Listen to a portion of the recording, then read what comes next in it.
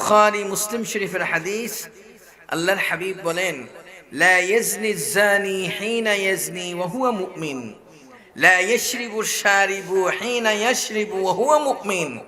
এই পৃথিবীর মধ্যে জেনাকার যখন জেনা করে সে মুসলমান থাকে না, মিথ্যাবাদী যখন মিথ্যা কথা বলে সে মুসলমান থাকে না, মানুষ হত্যাকারী যখন হত্যা করে সে মুসলমান থাকে না। এই পৃথিবীর মধ্যে যখন মানুষ আরেকজনের সম্পদ গ্রাস করে সে মুসলমান থাকে না। এই পৃথিবীর মধ্যে অন্যায়কারী ব্যক্তি যখন কাউকে গালি দেয় সে মানুষটা মুসলমান থাকে না। রাসূল বলছেন সে মুসলমান না, আর আমরা দাবি করছি আমি মুসলমান। আপনার ভিতরে যদি এই খারাপ গুণগুলি থেকে থাকে ওই মানুষটা কখনো মুসলমান হতে পারে? আসতে বললেন কেন? মুসলমান হতে পারে? কি বলেন? মুসলমান হতে পারে? আমরা আজকে মুসলমান হয়ে এই পৃথিবীতে বেঁচে থাকবো। সারা পৃথিবীতে আজকে শান্তির আস্তানা হলো ইসলাম। যেটা বলেন না সুবহানাল্লাহ। আপনারা জেনে খুশি হবেন, এই গত এক সপ্তাহ আগে যারা ফেসবুক ইন্টারনেট চালাচ্ছেন, আমেরিকাতে আপনার মিজানুর রহমান রাসেল নামে এবং পাশাপাশি একজন ইহুদি, প্রায় 300 অনুসারী ছিল, 3 লক্ষ অনুসারী তার ছিল। সে রাতের বেলা স্বপ্নে দেখতেছে আল্লাহর হাবিব তার পাশে এসে বসা আছেন।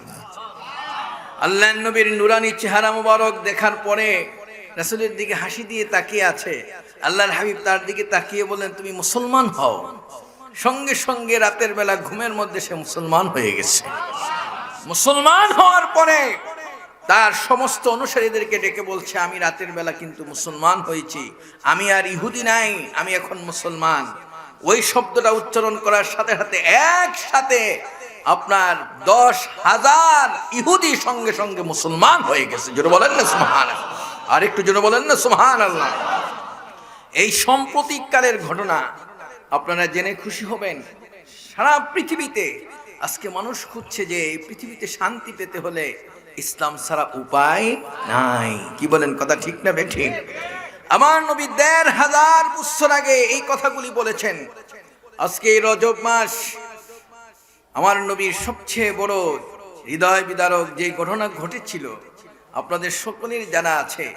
রাসূল পাক সাল্লাল্লাহু আলাইহি ওয়াসাল্লাম যখন বিপদে পড়তেন, মুসিবতে পড়তেন, কাফের মুশরিক বেঈমান যখন আল্লাহর হাবিবকে কষ্ট দুঃখ বেদনার মধ্যে ফেলে দিতেন, রাসূল ঘরে আসার পরে মা খাদিজাতুল কুবরা রাদিয়াল্লাহু তাআলা আনহার কাছে যখন মনের কথাগুলি বলতেন, তিনি তাকে এমন সান্ত্বনা দিতেন, তিনি বলতেন, খাদিজার কথা শোনার পরে আমার সব দুঃখ বেদনা আমি ভুলে গেছি। আর একটু জোরে বলেন না সুবহানাল্লাহ। আমার ভাইদেরকে বলতে চাই, আল্লাহর নবী খাদিজাতুল কুবরা রাদিয়াল্লাহু তাআলা আনহার জন্য দু চোখের পানি ছেড়ে ছেড়ে আল্লাহর কাছে দোয়া করতেছিলেন। ও আমার খাদিজা, ও আমার খাদিজা বলে মা আয়েশা সিদ্দিকা রাদিয়াল্লাহু তাআলা আনহা আমার নবীর পাশে গিয়ে বলতেছেন, ইয়া রাসূলুল্লাহ, 40 বছরের একটা বৃদ্ধা মহিলার জন্য আপনি চোখের পানি ছেড়ে ছেড়ে দোয়া করেন। আমি আপনার সুন্দরী স্ত্রী, কুমারী স্ত্রী, আপনি কি আমাকে দেখেন না? আমাকে পছন্দ হয় না? আপনি তার জন্য এত বারবার কেন কাঁদতেছেন? কারণটা কি? আল্লাহর নবী আয়েশা সিদ্দিকার হাত ধরে বললেন, এদিকে আসো, জাবালে নূর তাকায়া দেখো। কই দেখলাম? এই জাবালে নূর, এই পাহাড়ে যেখানে কোরআন নাজিল হয়েছে, এই পাহাড়ের উপরে তুমি কতবার উঠতে পারবে একটু বলো দেখি। হযরত আয়েশা সিদ্দিকা রাদিয়াল্লাহু তাআলা আনহা তিনি ডাক দিয়ে বললেন, আমি একবার ওঠার সাহস আমার হয় না, আমি পারবো না। আল্লাহর নবী আয়েশার দিকে তাকিয়ে বললেন, আয়েশা রে, এই পাহাড়ের মধ্যে আমি 6 মাস বসে বসে ধ্যান করেছিলাম। আল্লাহর কোরআন আমার উপরে নাজিল হয়েছে এই জায়গার মধ্যে। আমার খাদিজা সকালবেলা একবার আর সন্ধ্যার সময় একবার আমি নবীর জন্য সেখানে খাওয়ার ব্যবস্থা করেছে। আর জোরে বলেন না সুবহানাল্লাহ। এই ছিল খাদিজাতুল কুবরা রাদিয়াল্লাহু তাআলা আনহা। আমার ভাইদেরকে বলতে চাই যারা এখানে বসা আছেন, সেই খাদিজাতুল কুবরা রাদিয়াল্লাহু তাআলা আনহা আমার নবীকে এমন সান্ত্বনা দিতেন, তিনি বলতেন দুনিয়ার সব দুঃখ বেদনা আমি ভুলে যেতাম খাদিজার কথা শোনার সাথে সাথে।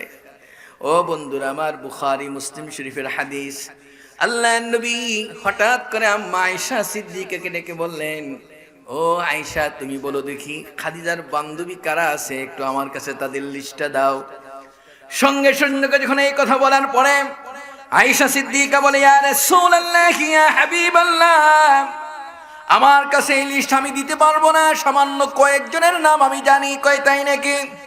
আল্লাহর নবী এক এক করে তাদের নামগুলি বলা শুরু করে দিলেন। বলতে গিয়ে এক পর্যায়ে আল্লাহর হাবিব বলেন, আয়েশা বসো। ঘর থেকে সাহাবাই কেরামকে ডেকে বললেন, বাজারে যাও, বাজার থেকে বকরি কিনে নিয়ে আসো। অনেকগুলি বকরি আনার পরে সবগুলি জবাই করে করে সুন্দর ছোট ছোট প্যাকেট করা শুরু করে দিলেন। প্যাকেট করতেছে, ওই অবস্থার মধ্যে আয়েশা সিদ্দিকা দাঁড়িয়ে আছে।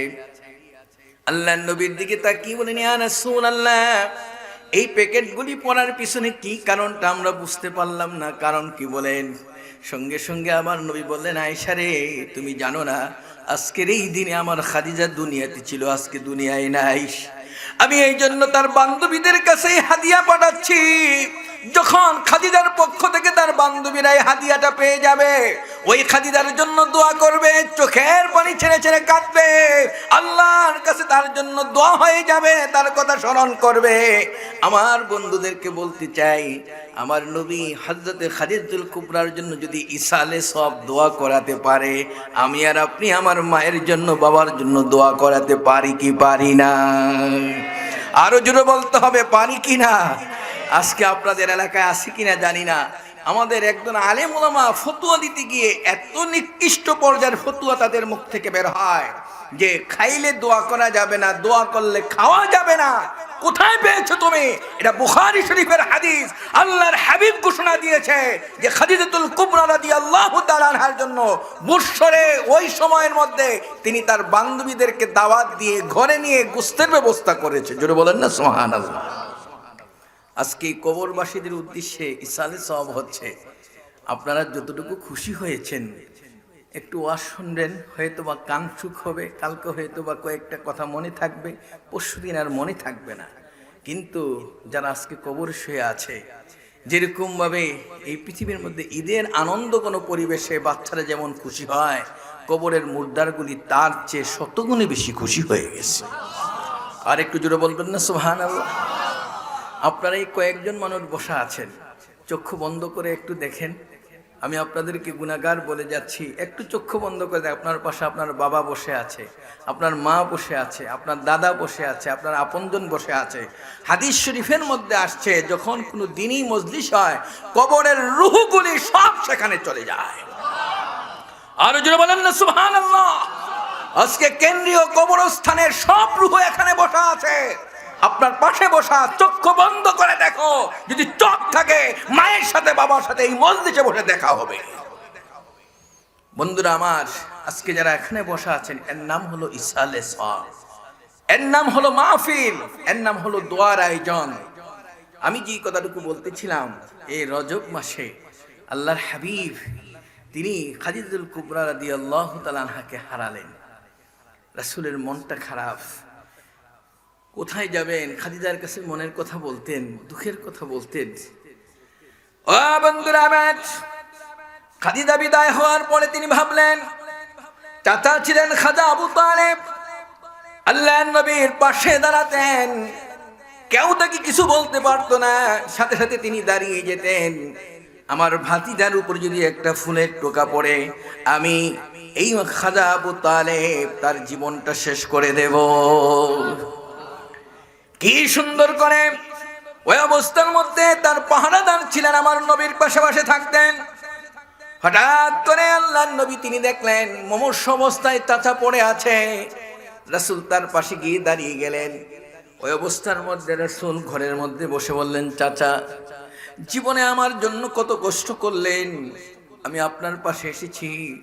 আমি ভাতিজার দিকে তাকাইয়া আমার মুখের সাথে মুখটা মিলাইয়া একটু পড়েন, লা ইলাহা ইল্লাল্লাহু মুহাম্মাদুর রাসূলুল্লাহ।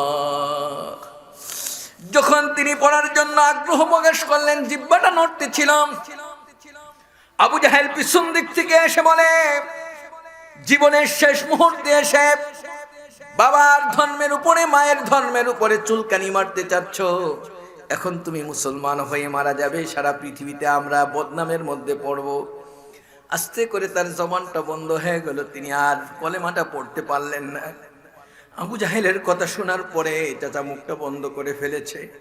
আমার নবীর চোখের পানি ছেড়ে কান্না, ওই কান্না ভেজা অবস্থায় রাসূল তার পাশে বসে আছেন। ডান হাত ধরে বাম হাত এরকম ভাবে ধরে ধরে মাথা থেকে পা পর্যন্ত পুরো শরীরটার মধ্যে আমার নবীর হাত মোবারক লাগানো শুরু করে দিলেন। পুরা বডিটার মধ্যে যখন হাত লাগাতে লাগাতে শেষ মুহূর্তে পায়ের তলায় নিয়ে হাতটা লাগাবেন, কিন্তু এর আগে তাকিয়ে দেখে খাজা আবু তালেব দুনিয়া থেকে বিদায় হয়ে চলে গেছে। আমার ভাইদেরকে বলতে চাই, কোরআনের আয়াত নাজিল হয়ে গেল, ইন্নাকা লান তাহদি মান আহবাবতা ওয়ালাকিন্নাল্লাহা ইয়াহদি মান ইয়াশা। ও নবী, আপনি যাকে চান হেদায়েত করার জন্য আপনি তাকে হেদায়েত করতে পারবেন না। আমি আল্লাহ যাকে হেদায়েত দেব তাকে আপনি হেদায়েত করতে পারবেন। জোরে বলবেন না সুবহানাল্লাহ। হেদায়েতের চাবি কার হাতে? জোরে বলেন না কার হাতে? আজকের মাহফিলে ঘর থেকে বের হয়ে এই মাহফিল পর্যন্ত আসাটাই তোমার আর আমার দায়িত্ব ছিল। আপনাদের দায়িত্ব এখন পর্যন্ত আসা ছিল, এখান থেকে জান্নাতি মানুষ হয়ে হেদায়েত নিয়ে আল্লাহওয়ালা হয়ে আল্লাহর বন্ধু হয়ে বাড়ি যাওয়াটা এটা কোনো আলেমের দায়িত্ব না, কোনো ব্যক্তির দায়িত্ব নয়। এই দায়িত্বটা হলো আমার আল্লাহর। কার? আর একটু জোরে বলতে হবে কার? আরো জোরে বলেন কার? ভাগ্য যদি ভালো হয়, একটা কথা যদি হৃদয়ের মধ্যে লেগে যেতে পারে, হয়তো বা এই মাহফিল তোমার জীবনে সার্থক হয়ে যাবে। জোরে বলেন না সুবহানাল্লাহ। আর একটু জোরে বলেন সুবহানাল্লাহ। হেদায়েতের মালিক কে?